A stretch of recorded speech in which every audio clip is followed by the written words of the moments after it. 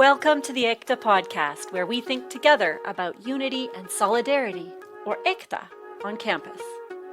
In the EKTA podcast, we take time out to listen to students as they share their stories about what has made them feel powerful and powerless in their university journeys, and to hear their thoughts on practical steps that we can take to create more inclusive spaces at UFE. Let's learn differently together. EKTA. Welcome to EKTA, a podcast about creating unity by understanding different learning experiences here at UFE. My name is Victoria Surtees, and I'm the Internationalization Specialist here at UFE. And I'm very grateful to be here in the studio at CIVL, which is located on the territories of the Stalo people, the Halkomelem speaking people of the river. Today I'm joined by Mauli Bajaj, an international student alumni from Jalandhar. Did I get that one right? Yes, that's right. Look at you. Oh, see? In India. So hello, Mauli, and thank you for joining us today. Thank you for having me here today. It's an honor to be a part of the podcast. Well, I'm super happy to see you back from your trip to India. So I know you got to see your family for the first time in over 3 years. Is that right? Yes, that's right. And I wish I could have stayed a little longer. It's always so good to be home. Yeah. So that's always surprising to me when I talk to international students and find out they haven't seen their families in that long. It's quite a sacrifice and quite a thing to know that you'll be away from your family for so long. So today, Mauli and I are going to talk about the difference between mugging, and I'll tell you a little bit about what that means, and learning to apply knowledge in the classroom, as well as what happens to international students after they graduate when they move into the world of work on their postgraduate work permits. And as always, Mauli will share some advice for how staff and faculty could support international students. All right. Who is Mauli Bajaj? So I was born and raised in Jalandhar, India, and I'm fluent in 3 languages, English, Hindi, and Punjabi. I came to UFV in winter 2017. It was very interesting for me to see my transition from high school to university, and coming from a background of a family of doctors. Being an only child, I was the pampered kid of the family. Oh. It was also very exciting to see the support that I got from my parents for pursuing psychology in university. I was lucky to have a job in my field of interest when I graduated in winter 2021. I applied for my work permit and was able to continue working for the same company after my graduation. I finished a year on my work permit and got eligible to apply for permanent residency in Canada. And now I'm an official permanent resident of Canada. Woohoo! Congratulations! Thank you. I feel really happy to be back at UFV, not as a student, but as a staff member now. And I have the opportunity to give back to the community that gave me almost of what I have today. So super excited and grateful. Oh. Well, that's lovely and touching. And it sounds like for the most part, you had a pretty smooth, ride. So of course we did chat a little bit. And I know that in Jalandhar, you were actually in a Catholic school, right? Until grade 10? I went to an all-girls school for up until grade 10, and then I went into a co-ed school for my high school with a GCSE curriculum. So I just want to pause for a second to unpack that GCSE. So I don't think people in Canada probably know what that is. So that stands for the General Certificate of Secondary Education, and it's actually a qualification from the UK. So it's used in England, Wales, and Northern Ireland in high school. So it's a UK curriculum. So interestingly enough, maybe you don't know that actually 29% of India's 179 million school children go to private schools with these kinds of curriculums, British, French, or American.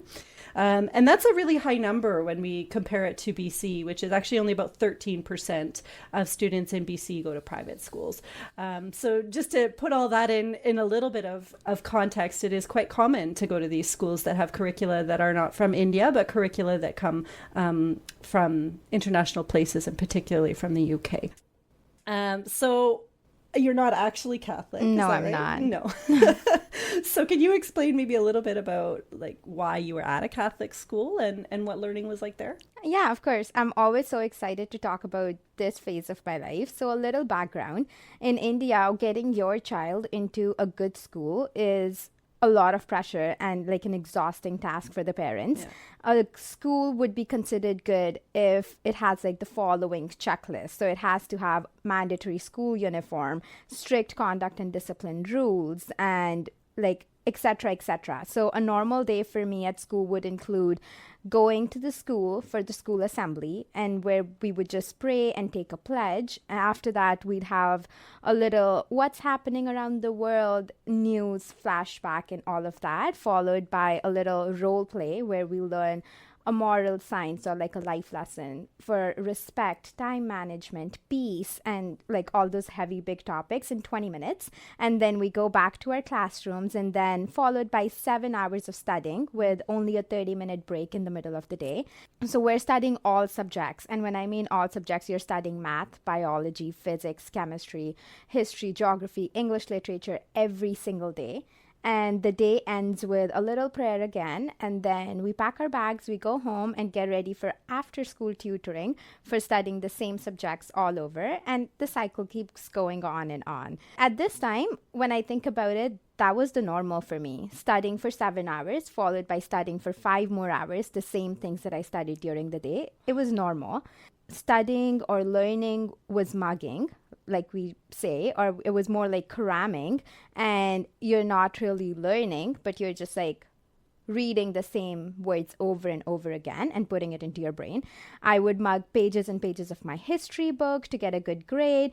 I got so used to it that for my grade 10 final math exam, I literally just crammed 2 quadratic equations that I just could not solve using the knowledge that I had. So it was easier for me to just cram it and get a good grade for my grade 10 exam. I got so good at it that I felt I was super ready for high school. Oh, yeah. Yeah. So just to go back to that term mugging. So for those who don't know, mugging's a word that's actually commonly used in India and across Southeast Asia. So in Singlish as well, for example, so Singapore English.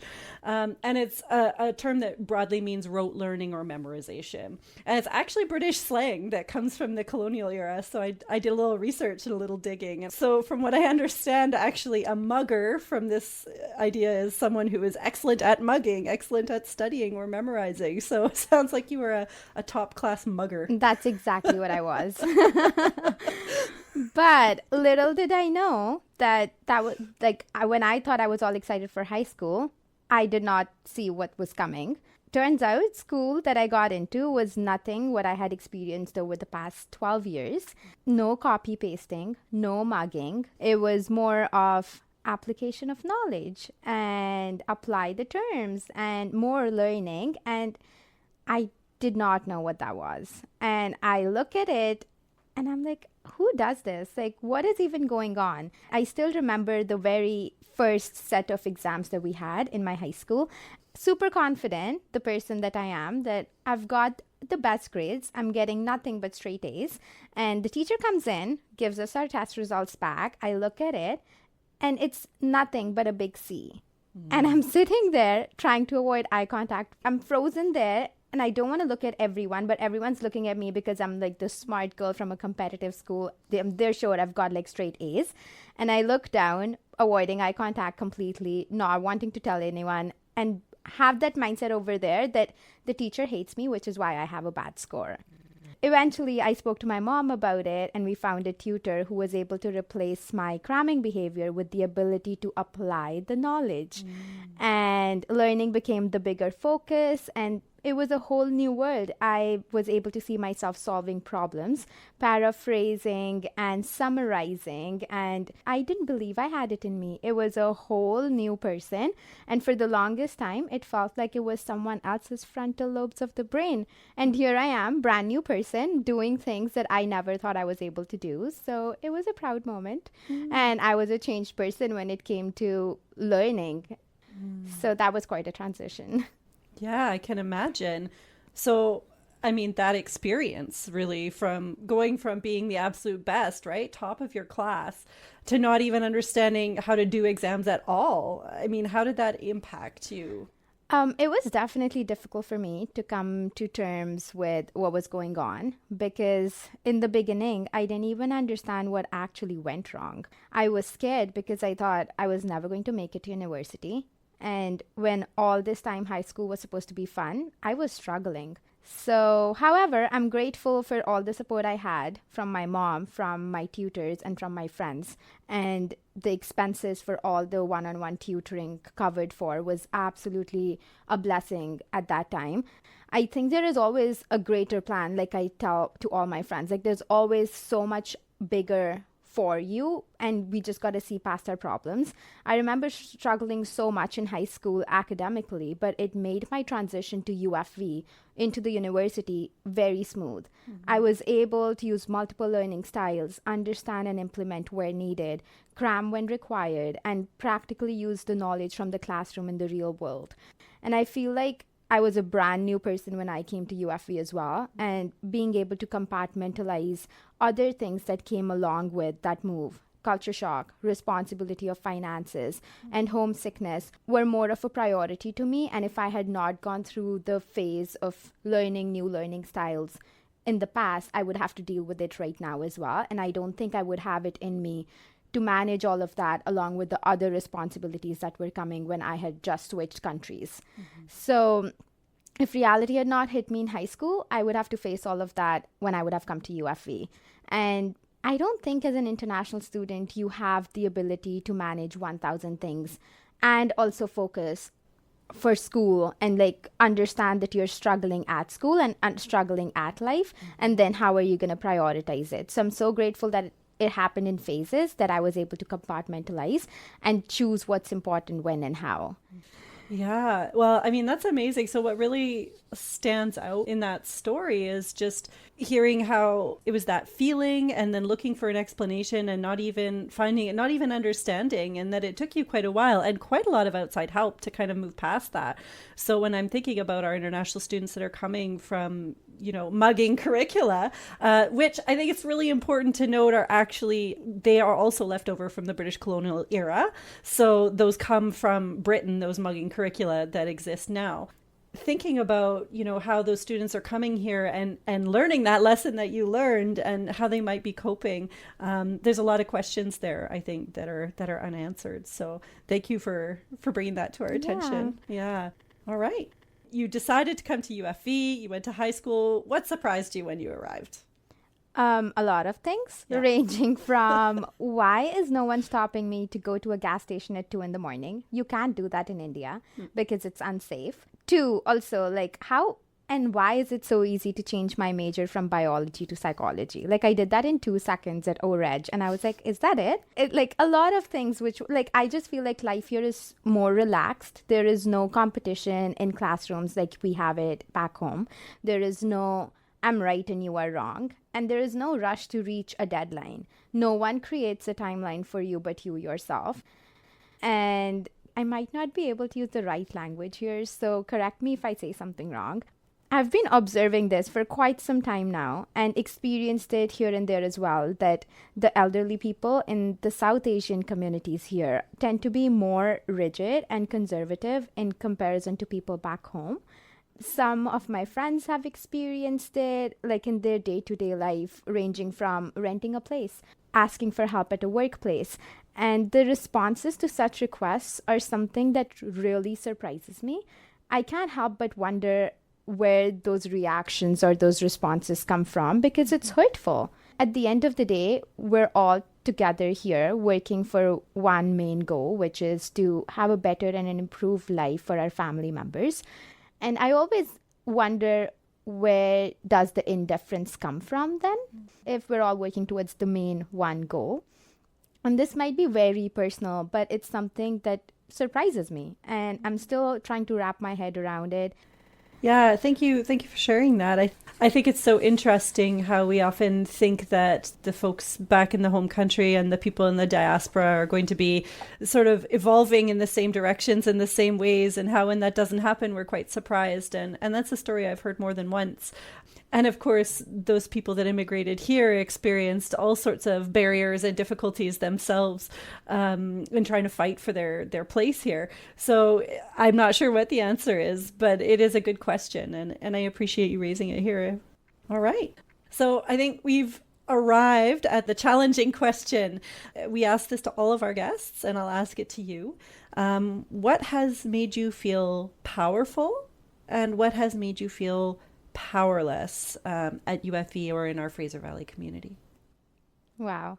Okay, I like the little self introspection happening here. And this might sound very cliche, but honestly, everything that I was able to do by myself in my 4 years at UFV was something that made me powerful and stronger every passing day. Because let's be real, life back home was comfortable. It was something easy, and I think most international students will relate to this. We had our parents protecting us from everything and anything in the world. We had the resources which were given to us, and then we come here in a foreign land and we have to do everything by ourselves, and we have to put ourselves out there every single day. You have to wake up every morning completely oblivious of what the day is going to look like. You don't know whether it's going to be a good day or a bad day. Every day is a surprise. And you have to do everything all by yourself without your loved ones around you. And that makes you powerful as you go on in your journey. The power and the strength that you gather today from all the good work that you put in one single day is actually the fuel to wake up again tomorrow and do the whole thing all over again. Keeping in mind that you don't have your parents around you, keeping in mind that you don't have your loved ones around you, keeping in mind that you're all by yourself. And when I was thinking about it, it made me a little emotional too, because then it tells you how far you've come in the journey. And look at you, you're like this strong, powerful, independent girl. But I've had my nights of like crying in my bed and like calling my mom and being like, I can't do this, I'm coming back home. But all those things have made me what I am today. And I'm sure every international student can relate to this, that it's not easy, but it makes you strong. So yeah, this is my little, like, there's no specific moment because every single day it's a new moment and you just get stronger and more powerful. I love this idea of, the strength that it takes to get through every day and just living that strength, building on it every day. Kudos to you. You are powerful. I'd say that to myself every day. I'm powerful. That's good. Put a post-it right on your mirror on the side of the 100%. I'm powerful. I'm strong. Yeah, you got to do that for yourself sometimes because it keeps you going. Like when days I wake up and I look in the mirror, I'm like, I'm not going to work. But then you're just like, you read that little post-it and you're like, I'm powerful. I'm going to work. I'll do that tomorrow. Good idea. Yeah. Okay, so now we come to a bit maybe the sadder part of the question, and that's, what has made you feel powerless? Of course, then there are days coming back from what I was talking about before that you can't just gather enough energy and you cannot have enough strength to keep going. And then there are days you look in the mirror and you read the I am powerful, I'm strong, but you just don't want to do it because you don't have it in you to keep going. You just don't have the energy to get up and do the whole shebang all over again. And I think I felt that when I had just graduated from UFV and I was working my first ever real world job, how I say it. So a little background, according to the government laws, individuals have to work with an employer for at least 1 year to be eligible for their permanent residency, among the 1,000 other formalities that we have. So when I graduated, I had no other choice but to do what had been going on, to follow the process and to apply for my PR. And what's interesting here is that I already had a part-time contract with the company that I was working for. So when I graduated from UFV, I was working for the same company, but now a full-time position. And they happily agreed to give me the full-time position. I was so happy and excited that everything is sorted. This is what I wanted. I have my contract. I have my work permit. And the 1 year countdown began. But what I did not see coming was the change in the behavior from the employer, the abuse at the workplace in form of zero support, the multiple unheard requests for help in the company, and above all, just the lack of appreciation for all the work that was being done. It felt more like they were doing me a favor by keeping me around rather than me just working for them as a full-time minimum wage paid employee at that time. I had actually had a higher salary when I was working for them as a part-time worker. And then when I applied for the full-time position, my salary was reduced. And somewhere I knew that they just know that I need their support for my process, which is why they had the change in the behavior and they just took me for granted. And I would have a 9-hour day at the job with 1 hour unpaid break. The 1 hour was split in 30 minutes in the morning and 30 minutes in the evening. And multiple requests for additional support, wage increase, additional benefits. All of them were turned down, and I felt being stuck. That was the moment when I was like, I feel powerless. I want to move. I want to have a change, but I could not do it because any change or any request or any change in job or taking a break would mean delaying my permanent residency process by months or maybe another year. And that was something that I could not afford at that time because I wanted to get over with the process and apply for a new job or do something better in life and not continue feeling stuck. What I felt at that moment was also that something that I was so passionate about, working with kids, I was not passionate about it anymore. The workplace made me dislike something that I was always so excited about, to a point that when I wanted to go to grad school for the same schooling or like to get better schooling in the same field, I just did not want to because I just did not like doing what I was doing anymore.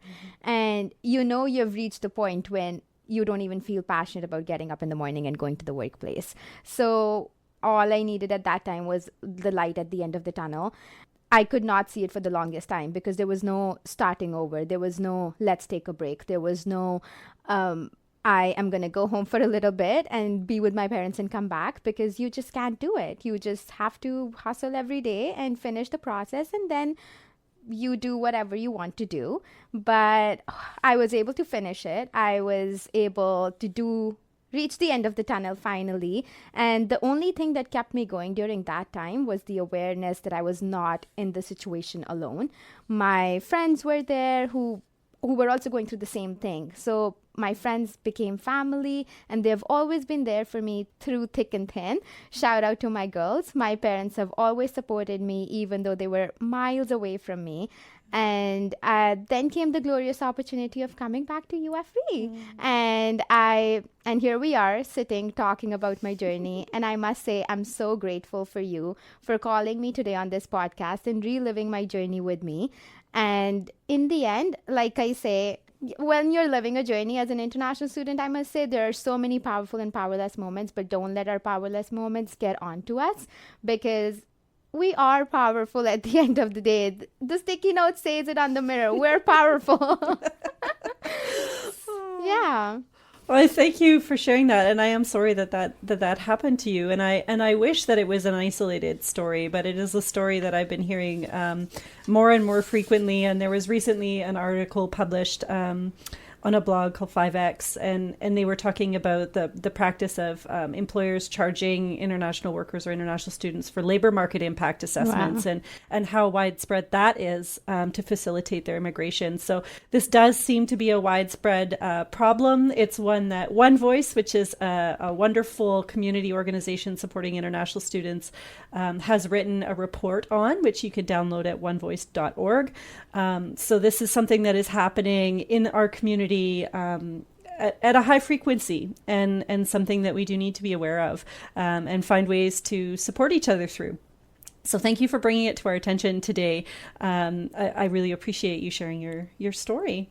And with that, I think that brings us to that good place of saying, well, now what can we do? How do we solve this problem, or how do we make a change? How do we support international students in their courses and in our services? And how do we just be more inclusive at UFV? 1,000 things on my list. I'm joking. I could barely come up with any. But keeping in mind the shift that I had from grade 10 to high school, I think it is very important to have an open outlook towards different styles of learning, especially when the majority of the population in a classroom are international students. So students won't always know what assignment prompts like apply this concept or critically examine would mean. So it would be really helpful if the faculty members were able to put in some extra practice examples, or before the assignments are handed out, we do these examples a couple of times in the classroom settings, or elaborate what is being asked for when handing out assignments. It took me a while to understand what was really asked from me in certain courses, but I learned that through multiple failed attempts. And I think that is quite upsetting. And you would reach a point where you just don't want to attempt it again because you know you're going to eventually fail. So some practice examples, or like elaborating more on the terms like this, would just help students coming from different styles of learning to understand what is being asked and getting a good score.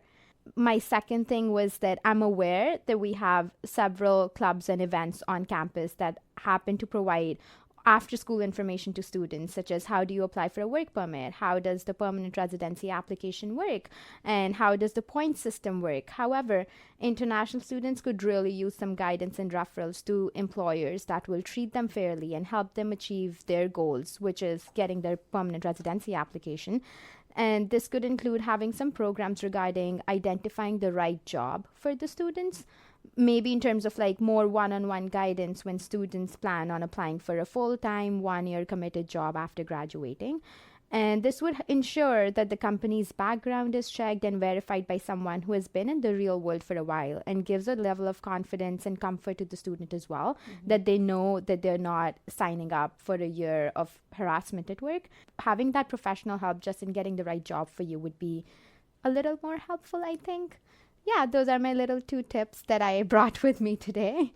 Yeah, I think that those are really interesting and innovative suggestions and really helpful. So thank you for taking the time to think about it and to put those suggestions together for us. Really, it does mean a lot. So thank you so much for coming on today. Thank you for having me today. Like I said, I feel very powerful again. And I feel so happy and honored to be able to share my news. And hopefully this brings a change in someone else's life. Or at least I can listen to it again and bring out some changes in me again. Yeah. Awesome. Okay, well, thank you so much. For our listeners, if you have questions about today's episode, would like links to resources that we've talked about or mentioned, or even if you have some ideas for future episodes, do feel free to reach out to me, Victoria Surtees. That's Victoria Surtees at ufv.ca. Surtees is Surtees at ufv.ca. And please, if you did find this show interesting or useful, tell a friend, and let's learn differently together. IGTA is hosted by UFV's Teaching and Learning Center and sponsored by UFV International. Music by Saint Soldier. No matter how long it takes us, no matter how much this world breaks us, may we live here in peace, live here as one, from Bolivia to Greece, from India to Canada and everywhere between. Namaste to everyone I see. Namaste, I recognize that it's one. Namaste, and the suffering is done. Suffering is done, suffering is done. Ayo, namaste. Ayo, namaste. Ayo, namaste. Ayo, namaste. Ayo, namaste. Ayo, namaste.